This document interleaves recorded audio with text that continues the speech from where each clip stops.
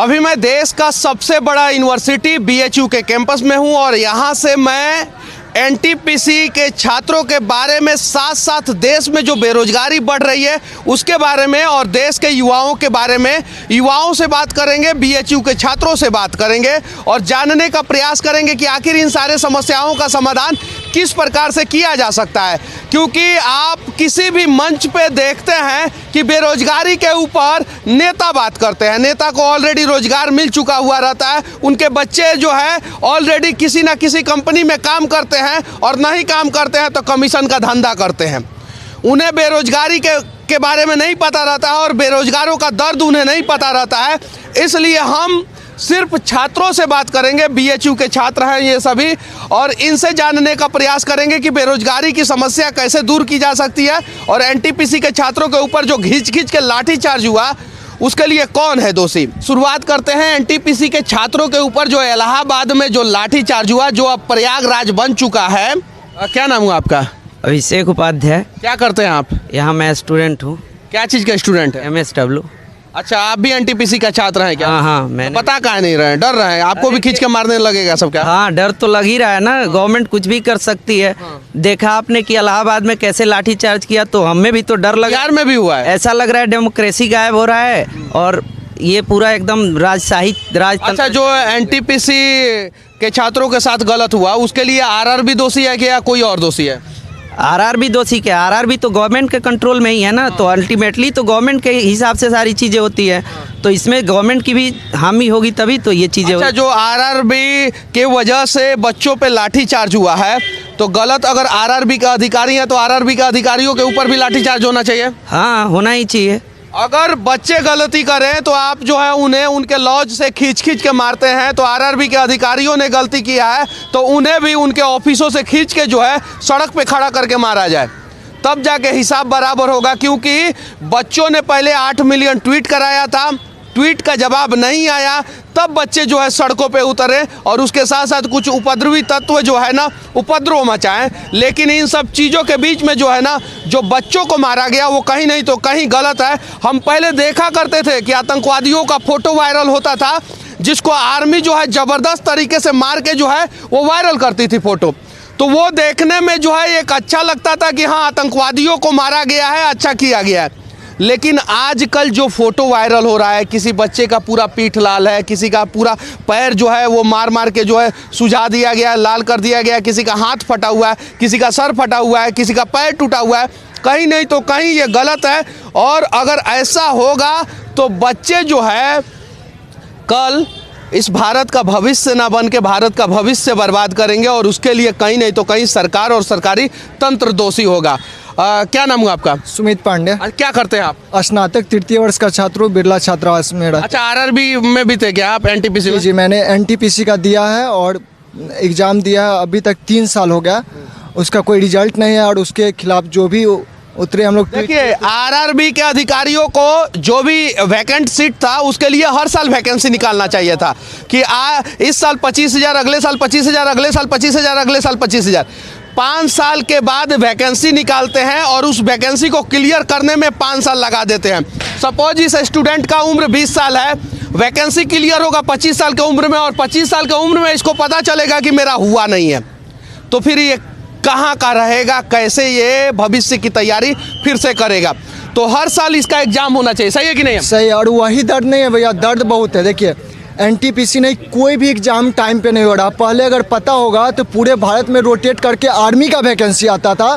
हम मधुबनी का है तो मुजफ्फरपुर में पहले रैली होता था और वहाँ से डायरेक्ट वैकेंसी होता था। 2 साल से वैकेंसी और रुका है आर्मी का। बतलाइए, उम्र अगर आर्मी का वैकेंसी क्लियर किया जाएगा ना तो कोरोना धर लेगा, सही है कि नहीं? चुनाव प्रचार किया जाएगा, कोरोना नहीं धरेगा, ये सच्चाई है। और आर्मी के वैकेंसी को भी क्लियर नहीं किया जा रहा है। जरा सोचिए, जो फिजिकली सबसे ज़्यादा फिट स्टूडेंट होते हैं वो आर्मी में होते हैं, उनका वैकेंसी क्लियर कर दिया जाएगा तो क्या इस देश में कोरोना बढ़ जाएगा? जब सीबीएसई अपना एग्जाम जो है करोड़ों बच्चों के साथ कंडक्ट करा सकता है, स्टेट गवर्नमेंट एग्जाम कंडक्ट करा सकता है, तो क्या आर्मी की बहाली क्लियर नहीं की जा सकती है? एसएससी की बहाली क्लियर नहीं की जा सकती है? बैंकिंग सेक्टर का बहाली क्लियर नहीं की जा सकती है? की जा सकती है। क्या नाम हुआ आपका? मेरा नाम रितेश रंजन। क्या करते हैं? मैं वर्तमान में एमए कंप्लीट किया हूँ, पीएचडी के लिए प्रयासरत हूँ। पीएचडी करने के बाद साइंटिस्ट बनना है? साइंटिस्ट नहीं बनना है, लेकिन जो हालातें चल रही है, मन कर रहा है पीएचडी छोड़कर बीएड करें, कहीं उससे भी नौकरी मिल जाए। ग्रुप डी मतलब वहाँ पे 10 लाख छात्र फार्म भरते हैं, जो सफाई कर्मी और सबसे सरकार का निचला जॉब होता है, उसमें पीएचडी के छात्र फार्म भरते हैं। तो आप भी भरे थे क्या? हम एक बार भरे थे। चलिए 10 लाख में से एक आदमी पकड़ा गया जो पीएचडी का था, और मोदी जी का जो भी वैकेंसी आ रहा है उसमें फार्म भर रहा है। क्या नाम हुआ आपका? काय भाग रहे हैं? छात्र है ना? जब छात्रों के समस्या पे छात्र नहीं बोलेगा तो कौन बोलेगा? तो फिर बकचोदी ना करेगा सब नेता सब मंच पे बैठ के। तो छात्र के बारे में 2 शब्द बोलने में क्यों डर रहे हैं? मोदी जी अच्छा कर रहे हैं, बोल दीजिए हर हर मोदी घर घर मोदी। खराब कर रहे हैं, बोल दीजिए खराब कर रहे हैं। इतना बोलने में क्या? नेता सभी बेकार है, मोदी भी बेकार है, अखिलेश भी बेकार है, सब बेकार है। बस इतना बोलने में क्यों डर रहे हैं? कोई उठा के थोड़े ले जाएगा। और बच्चे इसलिए डर रहे हैं ना शायद से कि कहीं इन लोगों को टांग के छात्रावास से खींच के और इनका भी पिछवाड़ा लाल न कर दिया जाए। शायद इस वजह से बच्चे डरे हुए हैं। क्या नाम है आपका? सौरभ राय। अच्छा, क्या करते हैं आप? मैं अभी यहाँ पे एमए का स्टूडेंट हूँ फिलोसफी में। फिलोसफी में थोड़ा झाड़ी है? नहीं, झाड़ना नहीं है सर। सर्वप्रथम तो मैं सच तक न्यूज़ को धन्यवाद देना चाहूँगा, क्योंकि नेशनल मीडिया आज जो आरआरबी एनटीपीसी का एग्ज़ाम जो भी कंडक्ट रिजल्ट निकला है, इसके बारे में नेशनल मीडिया जो बच्चे धरना प्रदर्शन दे रहे हैं उनको छात्र उपद्रवी के नाम से संज्ञा दे रही है। तो सच तक न्यूज़ तो पहली बार अगर इस अपने मंच पे आरआरबी एनटीपीसी के रिज़ल्ट के लिए जगह दे रहा है, तो इसके लिए सच तक न्यूज़ को धन्यवाद देना चाहूँगा। उसके बाद ये है कि जो आरआरबी एनटीपीसी का जो 2019 में जब वो वैकेंसी आई, तो कम से कम उसमें 4 करोड़ लोगों ने अप्लाई किया था। उसमें ये निकला गया था कि जो स्टेज 2 होगा उसमें 20 गुना बच्चों को क्वालिफाई कराया जाएगा, जितनी सीट है। लेकिन जो आरआरबी के जो भी अधिकारी हैं या छात्र जो भी सरकार है, जैसे उसने किया गणितीय खेल के माध्यम से, उसने अलग अलग पोस्ट होते हैं, उस अलग अलग पोस्टों के जितने पोस्ट हैं, जैसे सपोज दैट 200 पोस्ट आई किसी भी जोन में, 200 पोस्ट आई है और 4 पोस्ट हैं, तो वो 4 पोस्टों पे 20 गुना बुलाई है, जिसमें क्या हुआ है कि एक छात्र चारों पोस्टों के लिए 4 पोस्ट के लिए एलिजिबल हो गए। तो इसका मतलब है कि अब तो इस देश में 4 को प्रधानमंत्री बना देना चाहिए। बिल्कुल। अब 4 को शिक्षा मंत्री, 4 को गृह मंत्री, प्रधानमंत्री रहेंगे 1 गो, मुख्यमंत्री रहेंगे 1 गो, लेकिन 1 पोस्ट पे 4 छात्र अप्लाई कर देगा और 1 छात्र का 4 पोस्ट पे हो जाएगा। मतलब ये सब कंफ्यूजन करते रहते हैं लोग, खिचड़ी बनाते रहते हैं लोग, और वो खिचड़ी में हम लोग पकते रहते हैं, ये लोग मलाई खाते रहते हैं ऊपर बैठ के। सही है कि नहीं है? बिल्कुल बिल्कुल। और छात्र उपद्रवी नहीं होते हैं, पहले मैं कह देना चाहता हूँ। क्या नाम हुआ आपका? जी, मेरा नाम पुनीत मिश्रा है। क्या करते हैं आप? जी, मैं यहीं से मास्टर्स पास आउट छात्र हूँ। पास आउट हो गए हैं? तो मास्टर का डिग्री लग गया है? जी, मास्टर बने हैं कि नहीं बने? मास्टर बनना बड़ा दुर्भाग्यपूर्ण है। मास्टर बनाए ही नहीं जा रहे हैं, तो हम कहाँ से बन जाएंगे? अभी हमसे बहुत पहले जो मास्टर, डिग्री वाला मास्टर मिल जाएगा आपको, लेकिन सही में मास्टर ढूंढना बड़ी मुश्किल है, इसीलिए सरकारी स्कूल का स्थिति बहुत बेकार है। हाँ, क्या कहना चाहते हैं? देखिए, मैं तो यही कहना चाहूँगा कि छात्रों के ऊपर जैसे लाठियाँ बरसाई गई हैं, जिस तरह से वीडियो सामने आ रहे हैं, ऐसा लग रहा है मानो कश्मीर में किसी आतंकवादी को खोजा जा रहा है। बंदूक के बटों से दरवाजे तोड़े जा रहे हैं, गाली गलौज करते हुए, घसीटते हुए छात्रों को बाहर निकाला जा रहा है। तो कहीं ना कहीं ये पूरे भारत के छात्रों पर, हम ये नहीं सोच रहे हैं कि वो छात्र गया के थे या वो छात्र बिहार के थे या इलाहाबाद के थे, प्रयाग के थे। हमें तो बस इतना है कि अगर आज वो छात्र घसीट के मारे गए हैं, तो कल काशी हिंदू विश्वविद्यालय का छात्र भी छात्रावास से घसीट के मारा जा सकता है। ये बहुत बड़ी बात है कि कल काशी हिंदू विश्वविद्यालय का भी छात्र जो है घसीट के मारा पीटा जा सकता है, और ऐसा नहीं होना चाहिए। अब सुनने में आ रहा है कि कुछ पुलिस पदाधिकारियों को सस्पेंड किया गया है। सच्चाई ये है कि आप सस्पेंड करते हैं एएसआई को, एसआई को, कांस्टेबल को, हेड कांस्टेबल को और थाना प्रभारी को, जबकि थाना प्रभारी के अंदर इतना हिम्मत नहीं है कि वो लॉज में घुस के बच्चों को मारे, वीडियो बनवा के वायरल करवाए। कहीं नहीं तो कहीं ऊपर से आदेश होता है कि मारो और मारो, वीडियो बनाओ और सोशल मीडिया पे डालो, और जब बच्चे देखेंगे कि इतना पिटाई हो रहा है तो उनके अंदर खौफ पैदा होगा और वो भाग जाएंगे। बताइए जी, मान लीजिए शांतिपूर्ण तरीके से कर रहे थे, उनके ऊपर लाठीचार्ज की, उन्होंने उपद्रवता की, तो लेकिन उसमें उनकी माँ बहन की क्या गलती थी? जो उनमें गाली दी गई कि उनकी माँ की गाली है, उनकी बहन की गाली है, गलती तो उस बच्चे की थी अगर उसने उपद्रवता की तो। क्या नाम हुआ आपका? विक्रांत सिंह। क्या करते हैं? यहीं से बैचलर और मास्टर है। क्या समस्या है आपकी? देखिए, ये समस्याएं पूर्ण रूप से सरकार और ये जो आप बता रहे हैं आरआरबी संस्था, इन लोगों का पूरा इसमें हाथ है। ये साले ग्रुप डी का भी पेपर वैसा ही बनाते हैं, आईएएस का भी पेपर वैसा बनाएंगे, एसआई का भी पेपर वही। आप क्वेश्चन का लेवल उठा के देखिए, ग्रुप डी का लेवल उठाएंगे, उसका भी लेवल सीपीओएसआई के लेवल का है, यूपीएसआई लेवल का। क्या मतलब है? आपको जब बोर्ड में बैठाया गया है तो आपको पता है ना कि ग्रुप डी का एग्जाम झाड़ू वाला जब एग्जाम लेने जा रहे हैं तो उस लेवल का पूछिए। तो अधिकारियों को भी पता है झाड़ू देने वाला एग्जाम भी पीएचडी का बच्चा जाएगा, तो इसीलिए थोड़ा हाई लेवल का बना दो। सही है कि नहीं? हाँ, बिल्कुल बिल्कुल, लेकिन उसमें ऐसा नहीं करना चाहिए ना। जब आप ग्रुप डी का बना रहे हैं तो उस लेवल का आपको प्रश्न पूछना चाहिए। अब ग्रुप डी में आप पूछेंगे कि यूएनओ का अध्यक्ष कौन है, इसका क्या मतलब है बताइए? ग्रुप डी में ग्रुप डी के लेवल का पूछिए, आईएएस में आईएएस के लेवल का क्वेश्चन पूछिए। और सबसे बड़ी चीज 150 क्वेश्चन ये लोग बनाएंगे तो उसमें 10-12 क्वेश्चन पक्का गलत हो जाएगा।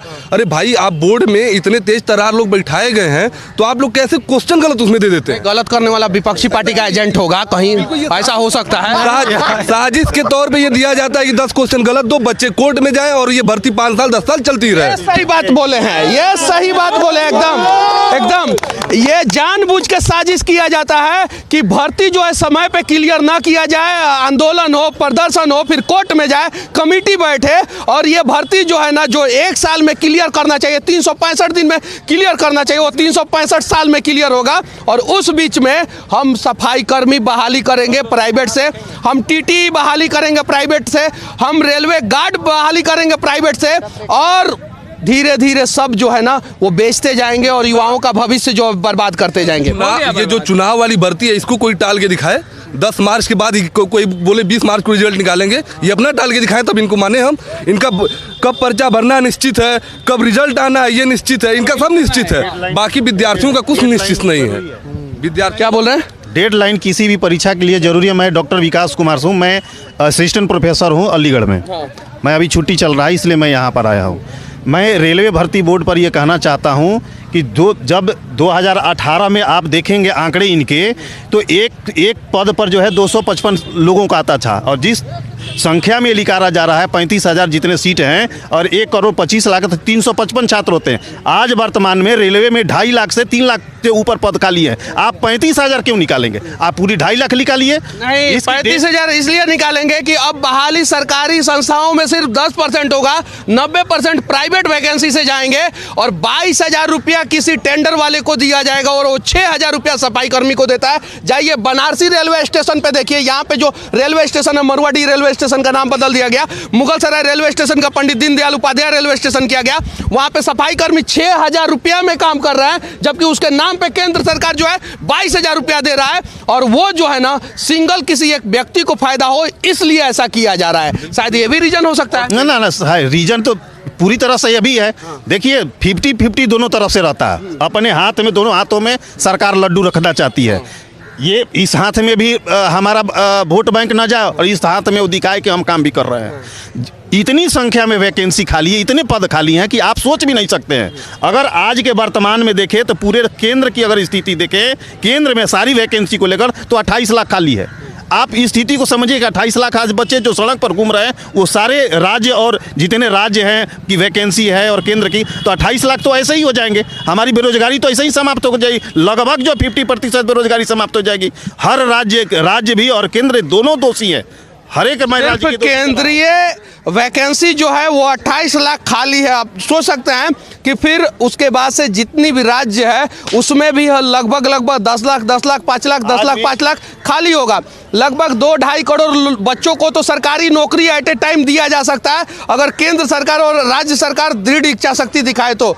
लेकिन कहीं नहीं तो कहीं सब चाहते हैं कि प्राइवेट कर दिया जाए, प्राइवेट कर दिया जाए, प्राइवेट कर दिया जाए। आपके माध्यम से कहना चाहता हूं, मैं बिहार सासाराम का रहने वाला हूं, अलीगढ़ में नौकरी करता हूं, प्रोफेसर हूं। मैं देखता हूं बिहार में अगर देखता हूं तो केवल असिस्टेंट प्रोफेसर की खाली जो है पूरे बिहार में 10-15 हज़ार से ऊपर पद खाली है। आप जाकर देख लीजिए, कोई सारे कॉलेज। प्रोफेसर बन के क्या कीजिएगा आप बिहार में? नहीं, प्रोफेसर बनकर शराब वाले को पकड़ना पड़ेगा। कल तो मैंने लेटर देखा है कि पढ़ने वाले बिहार के बच्चे सब बाहर है। और कल का मैंने लेटर देखा है कि गुरुजी जितने क्या करेंगे, जो नशा करने वाले उनको पकड़ेंगे। पहले यही शौच पर औच औचक लगा पहले गुरुजी लोग हागता था जो उसका फोटो खींचते थे, अब जो दारू पीता है उसका फोटो खींचेंगे। बाद में नीतीश कुमार कहेंगे कि जितना चोर है उसको गुरुजी लोग पकड़ेंगे। उस समय कितने जब शौच पर औचक करने लगे और टार्च मारने लगे तो कितने मास्टर लोग लाठी भी खाए। यहाँ तक कि जो बोरा बेचने पर बोरा कितना के बिछाया, इस पर जो है उस पर काम किया गया। ऐसा कोई नहीं, मास्टर तो सब काम करता है भाई। वो ट्रैक्टर जैसे होता है ना, ट्रैक्टर आप देखे होंगे, वो ट्रैक्टर है, पहाड़ पर भी चल जाएगा, खाई में भी चल देगा, दलदल में भी चल। मास्टर माने ट्रैक्टर, जो भी कर दीजिए वो सब। मास्टर मतलब बिहार में ट्रैक्टर होता है, ऐसा एक मास्टर साहब का कहना है। प्रोफेसर हैं लेकिन मास्टर साहब ही कहलाएंगे। जिस तरह की गुरु जी की गति है, जिस तरह का जो असर है गुरुओं जी की, तो क्या कह सकते हैं, ट्रैक्टर के ही है। जहां मन किया आप लगा दीजिए उनको, जो मन किया लगा दीजिए। यहाँ पे आने का एक ही मकसद, बस हमारा यहाँ पे आने का एक ही मकसद था कि हम छात्रों के बीच में आए, छात्रों के समस्याओं को दिखाए। क्या नाम हुआ आपका? सर्वेश। क्या कहना चाहते हैं? मैं ये कहना चाहता हूँ, देखिए मेरी किसी भी पॉलिटिकल या ऐसा कुछ है नहीं, लेकिन इसमें गलती जो स्टूडेंट की है वो स्टूडेंट की इसलिए है क्योंकि उन्होंने अपने सपनों को लेकर कंधों पे लेके भरोसा किया सरकार पे। अपने माँ बाप, उनके माँ बाप भी भरोसा किए कि ये सरकार आएगी, कुछ करेगी, लेकिन आज उनके सपनों को कुचला जा रहा है। ये बात पहली बात। दूसरी बात कि अब ये जो 8 साल से आप देख रहे हैं कि इन्होंने इतने मतलब कि सपने दिखाए, बातें बोले, तो मैं बस उनको यही कहना चाहता हूँ कि अब तेरी बातों में नहीं होना है। फना मांगी थी नौकरी और थमा दी हाथ में रिफाइंड नमक और चना।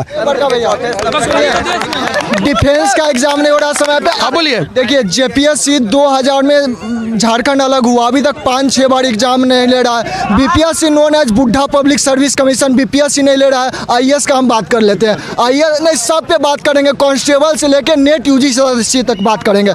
अब बताइए, आईएएस में न्यू कैडर पॉलिसी आया है। न्यू कैडर पॉलिसी का तथ्य होता था पहले सेंट्रल सरकार चाहे तो अपने अकॉर्डिंग नहीं, स्टेट मैक्सिमम 40% अपने अधिकारी को भेज सकता है सेंट्रल सरकार, लेकिन अब क्या कहता है, हम अपने मन से लेंगे, जो मनमानी हुआ। सीडीएस का समय मनमानी बंद होना चाहिए और लोगों से भी विनती है कि ना पक्ष के तरफ खड़े हो ना विपक्ष के तरफ खड़े हो, जिधर हमारा देश है उधर खड़े होने का प्रयास करें। सारी राजनीतिक पार्टियां ऑटोमेटिक सुधर जाएगी। हाँ बोलिए। विश्वविद्यालय का ये स्थिति है कि 2 साल से हर जगह रैली हुआ, हर जगह चुनाव हुआ, 2 साल से विश्वविद्यालय बंद है, 2.5 साल से विश्वविद्यालय बंद है, एक भी कक्षाएं नहीं चली हैं। और मोदी जी का यहीं पे रैली हुआ, लाखों लोगों का रैली हुआ। इनकी प्राथमिकता में विश्वविद्यालय खोलना नहीं है। चुनाव हो रहा है, हर घर कैंपेन हो रहा है, 200-200 लोग इकट्ठा हो रहे हैं, जिम खुला है, सब कुछ खुला है, लेकिन विश्वविद्यालय में 40-50 लोगों का क्लास नहीं खुलता। पढ़ लीजिएगा तो नौकरी ना देना पड़ेगा सरकार को, कहाँ से देगा? और जैसे आपका ग्रेजुएशन कंप्लीट हो जाएगा, मास्टर कंप्लीट हो जाएगा, डिग्री कंप्लीट हो जाएगा, सड़क पे उतर जाइएगा कि हाँ हमको नौकरी दो। पकौड़ा इंस्टीट्यूट ऑफ टेक्नोलॉजी खोलने वाले हैं ना Modi ji, pakora institute of technology खोलेंगे और जहाँ विभिन्न प्रकार का पकौड़ा बनेगा। और वहीं कौन सा तेल से बनेगा? अडानी वाला फॉर्चून, अडानी